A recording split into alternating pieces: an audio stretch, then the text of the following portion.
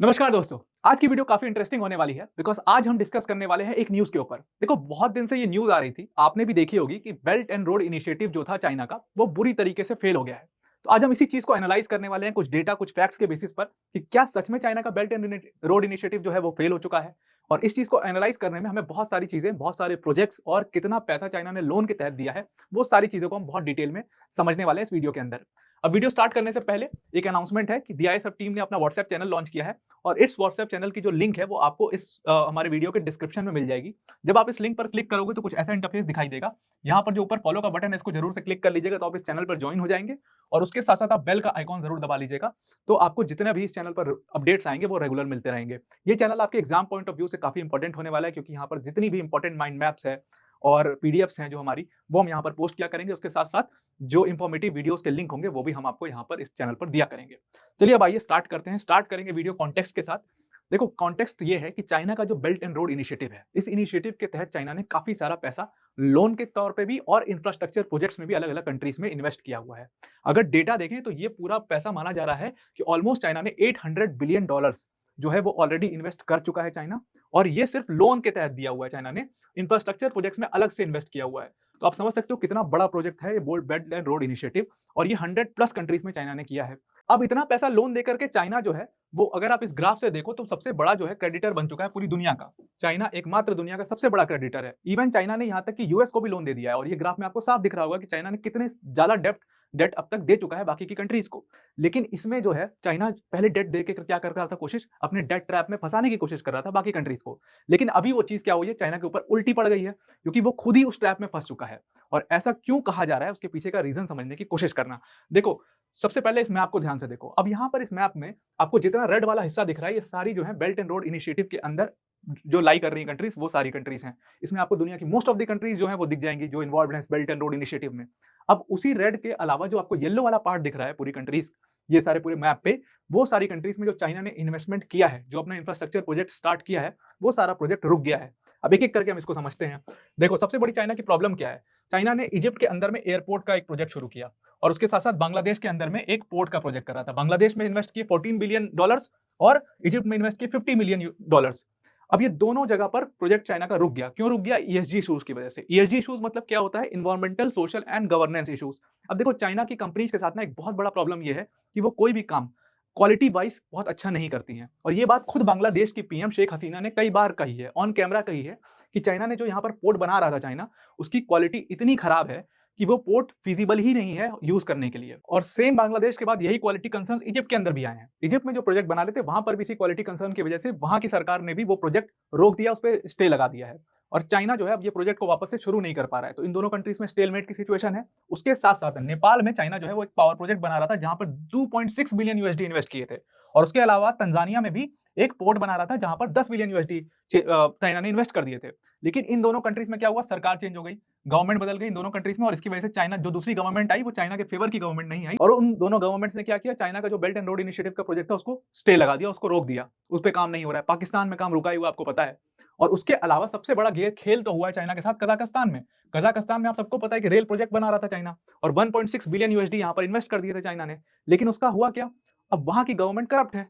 तो वहां की गवर्नमेंट ने जितना पैसा चाइना ने बेल आउट किया था, ये 2 फेजेस में बेल आउट किया था, और दोनों फेजेस का पैसा जो है वहां की गवर्नमेंट खा गई। अब जो है 1.6 बिलियन यूएसडी दोबारा से मांग रही है कजाकिस्तान की सरकार वो काम को करवाने के लिए। और अभी वो काम कितना परसेंट हुआ है? 20% हुआ है। तो आप समझ सकते हो कितना पैसा चाइना का डूब गया है पूरी पूरी तरीके से। और वो कहीं से, ये तो सिर्फ इंफ्रास्ट्रक्चर प्रोजेक्ट है, लोन अलग से है, अभी उसको भी हम आगे देखेंगे कितना लोन है। उसके अलावा मलेशिया में अगर आप देखोगे तो मलेशिया में क्या हुआ, मलेशिया की सरकार के पास डेट का पैसा वापस देने के लिए पैसा ही नहीं बचा। ये प्रोजेक्ट कहां से पूरा करवाएंगे? और ऐसे सिमिलर इश्यूज बहुत सारी कंट्रीज में आए। और यही सिमिलर चीज जो है इटली में हुआ है। इटली को समझ में आ गया, वहां की देखो, वहां की पीएम जब चेंज हुई तो वो बहुत ज्यादा इंक्लाइंड भी नहीं थी चाइना की तरफ और चाइना के बेल्ट एंड रोड इनिशिएटिव के तहत। और फिर उन्होंने सारी चीजों को समझ करके सिंपल डिसीजन लिया कि हम बेल्ट एंड रोड इनिशिएटिव से बाहर हो जाएंगे, क्योंकि चाइना की डेट ट्रैप पॉलिसी हमें बहुत अच्छे से समझ आती है। तो इटली बाहर हो गया इससे। अब इन सारी कंट्रीज के बाहर होने से क्या होता है कि पूरा एक चाइना जो है खुद के ट्रैप में खुद ही फंस गया। अब इतना ज्यादा उसने इन्वेस्ट कर दिया है कि ये पैसा वापस आएगा नहीं, और ये कहीं ना कहीं तो उसकी इकोनॉमी पे इम्पैक्ट करेगा। तो वो इम्पैक्ट करना शुरू करेगा, लेकिन 5 साल बाद करेगा, अभी नहीं करेगा। तो 5 साल बाद आपको समझ में आएगा कि बेल्ट एंड रोड इनिशिएटिव क्यों एक फेलियर है और क्यों चाइना के लिए वो इतना बड़ा चैलेंज बन गया। उसके अलावा एक और कंट्री है, इस कंट्री के बारे में जानना बहुत जरूरी है, अर्जेंटीना। अब अर्जेंटीना का गेम ही अलग है। अर्जेंटीना की इकोनॉमी जब भी स्लो डाउन होती है, चाइना उसको हेल्प करता है। हेल्प किस तरीके से करता है? वो स्वैप लाइन के थ्रू हेल्प करता है। स्वैप लाइन मतलब क्या होता है कि जब भी अर्जेंटीना की सपोज इकोनॉमी है, उसमें स्लो डाउन हो रहा है, तो चाइना जो है अर्जेंटीना को अलाउ करता है कि आप अपनी कंट्री के जितना भी करेंसी है, उसको जितना चाहो उतना चाइनीज़ करेंसी में चेंज करवा लो। इससे अर्जेंटीना की तो इकोनॉमी बूस्ट हो जाती है। अर्जेंटीना के पास अपने रिज़र्व में भी काफ़ी पैसा आ जाता है और इवन अर्जेंटीना इस पैसे को, क्योंकि चाइनीज़ करेंसी की वैल्यू अर्जेंटीना की करेंसी से ज़्यादा है, तो जब चाइनीज़ करेंसी अर्जेंटीना के पास आ जाती है, तो उसको वो डॉलर्स में भी चेंज करवा के जो अलग-अलग जगह से जो उसने लोन लिए हुए हैं, जैसे आईएमएफ से लोन लिए हैं, अगर वर्ल्ड बैंक से लोन लिए हैं, उसको वो चुका दे रहा है। और ये चीज़ कितनी बार हो चुकी है अर्जेंटीना में? पिछले 8 साल में 8 बार हो चुकी है ये चीज़। हर बार उनकी इकोनॉमी स्लो डाउन होती है और चाइना स्वैप लाइन्स के थ्रू उनको सपोर्ट करता है। अब ये चीज़ चाइना के ऊपर इतनी भारी पड़ चुकी है, ये चीज़ आप इस ग्राफ से देख सकते हो। अब इस ग्राफ में आपको दिख रहा होगा बेल्ट एंड रोड इनिशिएटिव कब शुरू हुआ? 2013 के बाद। और 2013 के बाद आपको ये ग्राफ किस तरीके से ऊपर जाता हुआ दिखाई दे रहा है। ये 2021 तक का डेटा है और इस डेटा में आप देख सकते हो कि ये ब्लू डार्क ब्लू वाला लाइन है, ये स्वैप लाइन के थ्रू चाइना ने डिसबर्स किए हैं लोन। और ये जो डायरेक्ट बैलेंस है, ये डायरेक्ट पैसा दिया हुआ है यहाँ पर। तो इसको डायरेक्ट बैलेंस कहते हैं, जो ये लाइट ब्लू से कलर में है। तो डायरेक्ट बैलेंस कम है, लेकिन स्वैप लाइन के थ्रू जो पैसा चाइना ने दिया हुआ है, वो बहुत ज़्यादा है और वो अब चाइना के ऊपर भारी पड़ने लग गया है। अब आप खुद इस बात से अंदाज़ा लगाओ कि पिछले 8 साल में 8 बार अर्जेंटीना की जो इकोनॉमी है वो स्लो डाउन हो गई, तो एक तरीके से लायबिलिटी बन गया ना अर्जेंटीना जो है चाइना के ऊपर। और इसीलिए लोग कह रहे हैं इस सारे डेटा को एनालाइज़ करके कि चाइना का बेल्ट एंड रोड इनिशिएटिव खुद उसके ऊपर भारी पड़ गया है और वो उसको आज नहीं 5 साल बाद समझ में आएगा चाइना को। अब अब वो पीछे वापस भी नहीं ले सकता, क्योंकि इतनी जगह पर उसने अपने टाँग फँसा दी है कि वो सारे प्रोजेक्ट्स को एकदम से बंद भी नहीं कर सकता। इतना ज़्यादा उसने लोन दे दिया है कि वो लोन उसको वापस भी तो चाहिए, अदरवाइज़ वो अपनी इकोनॉमी में क्या डालेगा? अब ये तो हमने समझ ली प्रॉब्लम्स। अब लेकिन ये प्रॉब्लम हुई कैसे? प्रॉब्लम 2 रीज़न्स की वजह से हुई। एक तो रीज़न ये था कि चाइना ने जितना लोन दिया है, ये सारा ना कोई इंटरेस्ट रेट फिक्स नहीं था, ये सारे वेरिएबल इंटरेस्ट रेट्स थे और चाइना इसको बड़ा समझदारी से सोच रहा था कि मैं डेट ट्रैप में सबको फँसा रहा हूँ। अब हुआ क्या कि चाइना जब लोन दे रहा था, तो इंटरेस्ट रेट सपोज़ 5% है। अब जब पूरे दुनिया में इकोनॉमी स्लो डाउन आया, इकोनॉमिक स्लो डाउन कब आया? कोविड के टाइम पर आया या वॉर्स की वजह से और तमाम इश्यूज़ की वजह से, ट्रेड इम्पैक्ट की वजह से और ये सारी इश्यूज़ की वजह से, जब इकोनॉमिक स्लो डाउन हो रहा है, पूरे दुनिया में हो रहा है, सारी कंट्रीज़ का हो रहा है, तो चाइना को समझ आ गया कि अब तो इकोनॉमिक स्लो डाउन है, मुझे बूस्ट करना पड़ेगा थोड़ी-सी इकोनॉमी को। तो वो जो 5% इंटरेस्ट रेट पे पैसा दिया था, उसको बढ़ा करके 7% कर देता है और इसी वेरिएबल रेट की वजह से कंट्रीज़ की हालत बहुत खराब हो जाती है और वो पैसा दे ही नहीं पाते हैं। दूसरा रीज़न ये है कि चाइना ने बहुत सारे फूलिश प्रोजेक्ट में ओवर इन्वेस्ट कर दिया। जैसे कि श्रीलंका जैसे देश में लोटस टावर के लिए चाइना ने ओवर इन्वेस्ट कर दिया। जबकि पता है कि जब लोटस टावर से आपको क्या मिलेगा वापस में? कुछ नहीं मिलेगा। उसी तरीके से चाइना ने एक गलती की मॉन्टेनिग्रो में। मॉन्टेनिग्रो में $1.2 बिलियन चाइना ने इन्वेस्ट किए, किस चीज़ में? रोड बनाने के लिए। और वो रोड के लिए पैसा 2016 में मॉन्टेनिग्रो गवर्नमेंट ने लिया था और आज तक वो काम पूरा नहीं करा पाई।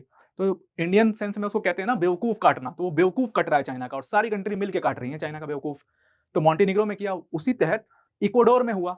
इक्वाडोर में चाइना ने इन्वेस्ट किया और एक डैम बनाया बहुत बड़ा और वो डैम में 1 साल के अंदर में 7,000 क्रैक आ गए, इतना क्वालिटी कंसर्न था उस डैम को लेकर के। अब वो इक्वाडोर की सरकार परेशान हो गई है, चाइना के सारे प्रोजेक्ट्स पे उसने रोक लगा दिया है, क्योंकि वहाँ के लोग प्रोटेस्ट कर रहे हैं कि ये डैम तो कभी भी टूट सकता है।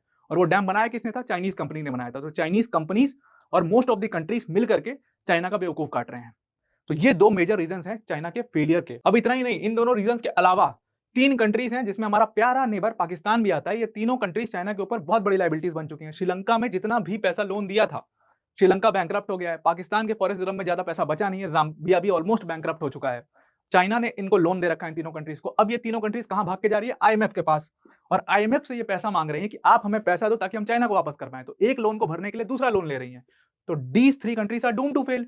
ये तीनों कंट्री बैंकरप्ट आज नहीं तो कल हो ही जाएँगी और ये बात सबको पता है, ये बात चाइना को भी पता है और इन तीनों कंट्रीज़ में चाइना का समझ लो पूरा पैसा डूब चुका है।